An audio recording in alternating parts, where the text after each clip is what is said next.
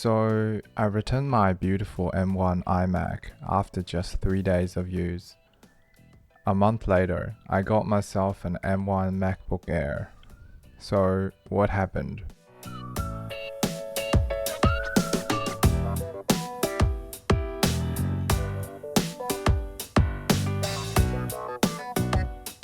About a month ago, I got an orange M1 iMac. It's a very bold color choice for myself. I normally would go for a boring silver or space gray color. It was a beautiful computer and really warmed up the space in my home. Everyone in my family loved it. However, I made the difficult decision to return it.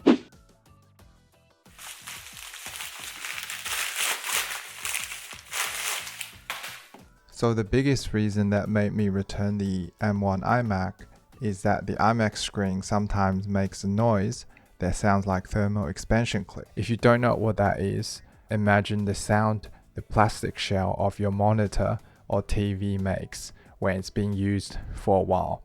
For whatever reason, even though I don't think there's any plastic casing in the iMac, the screen sometimes makes that kind of noise. I don't know if this issue is widespread, as I can't find anything similar on the internet. So I was probably just unlucky, but nonetheless, it's super annoying and I just can't get past that issue. I've also noticed some Bluetooth dropouts. The dropout happened to the Magic Keyboard that came with the machine. Not any third-party Bluetooth device, but the keyboard that actually came in the packaging. It happened twice during my 3 days of use. That was not good at all. I mean, there's many reports online on the M1 Mac Bluetooth issues when it first came out, but many issues seem to have been fixed throughout the macOS updates. So this is a bit unfortunate that these issues are still not fully addressed by Apple. Other than that, the screen is a bit too reflective for my liking, but this is the case with almost all Mac models.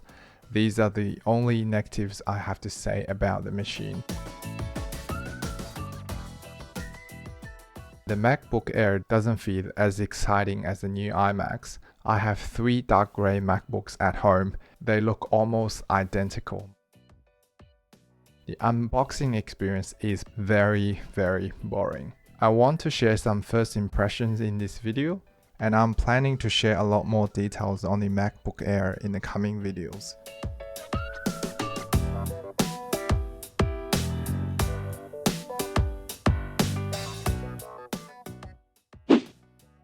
The most noticeable difference from my old 2017 MacBook Pro was the graphics performance. This is the video comparison of my old 2017 MacBook Pro and the new MacBook Air playing a 4K video on an external 27-inch LG 4K display. Notice the lag on the 2017 model. My experience on the new M1 MacBook Air has been nothing but smooth.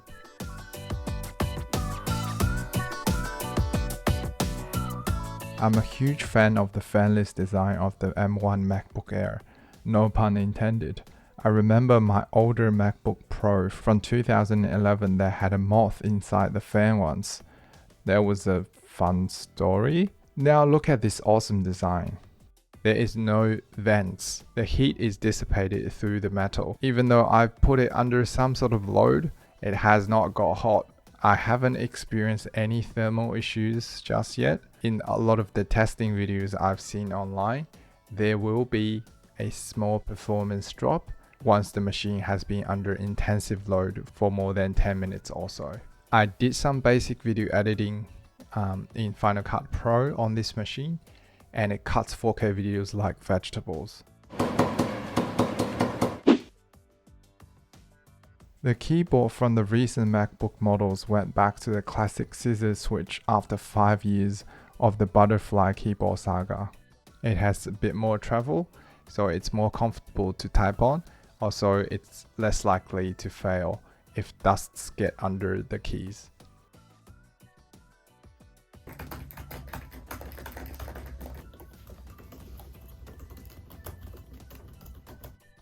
In the M1 MacBook lineup, the Pro models all have touch bars, and the Airs have no touch bars. I'm not a fan of the touch bar design, That's one of the reasons why I went with the MacBook Air instead of the Pro. Also on the MacBook Air, the trackpad is slightly smaller than the MacBook Pros, but really it's fine. You probably wouldn't notice any difference unless you compare them side to side.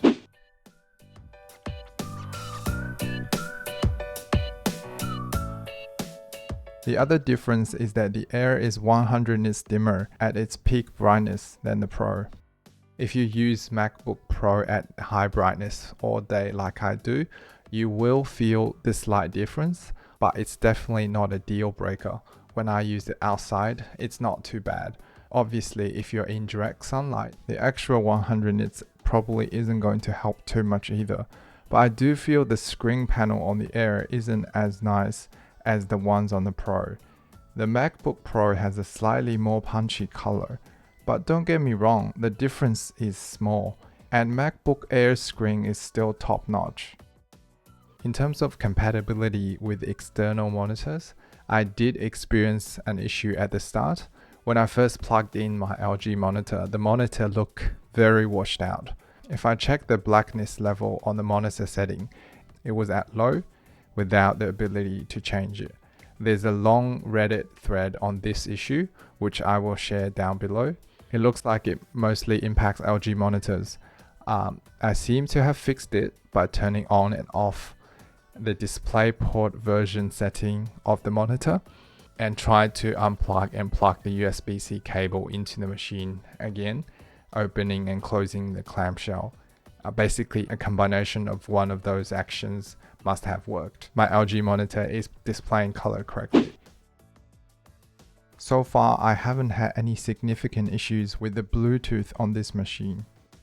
I have a Bluetooth Logitech keyboard and an Apple Magic Trackpad. The Magic Trackpad did get a bit of hand for a short second, sometimes when I just wake up the machine, but that's about it. But otherwise, it's all good so far. I will report back on any issues later on. Now, app compatibility. This really depends on what kind of software that you're using. For me, almost all the apps I need to use have been updated to support M1 chip natively, and if not, most of them run fine under emulation through Rosetta. If you have any concerns, you can look up the software on the developer's website to make sure it's compatible. There's also a compiled list of the commonly used software on this website, which I will link down below. I'll be using the machine extensively in the next few days and will be editing this video on the machine and share my experience in the next video. If you have any questions, leave in the comments down below. Don't forget to subscribe to my channel if you don't want to miss that video. Otherwise, if you like this video, give a thumbs up and I will see you in the next one. Cheers!